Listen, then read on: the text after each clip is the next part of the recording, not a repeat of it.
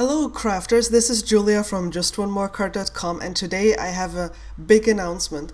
I am joining the Alleyway Stamps as a YouTube specialist. I don't know what a YouTube specialist is. It sounds very official, it sounds very qualified, so I hope I can give you some tips and tricks along the way.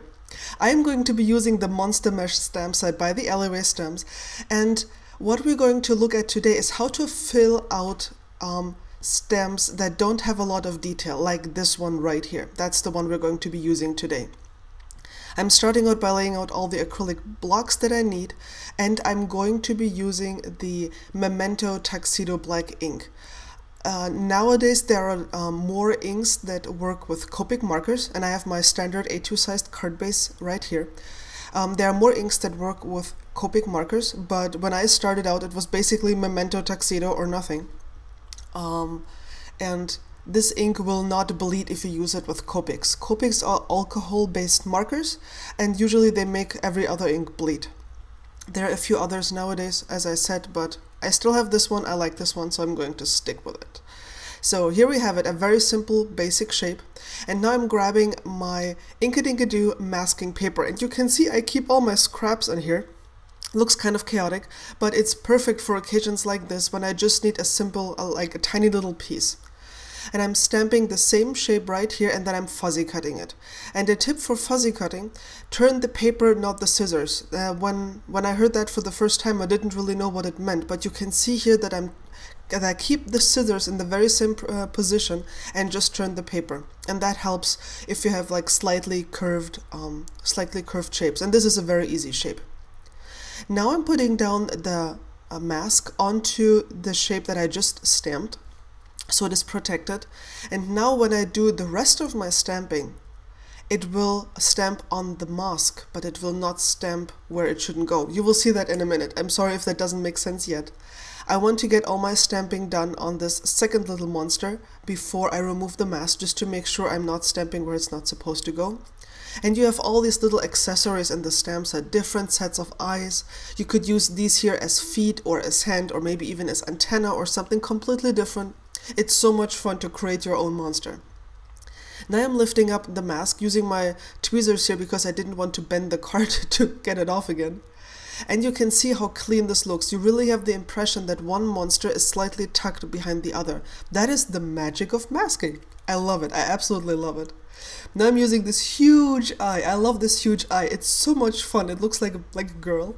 And then we have this fun little mouth here that we can also stamp. So that's basically our stamping. Oh no, I'm not quite done. I still need the sentiment. See, I always forget the sentiment.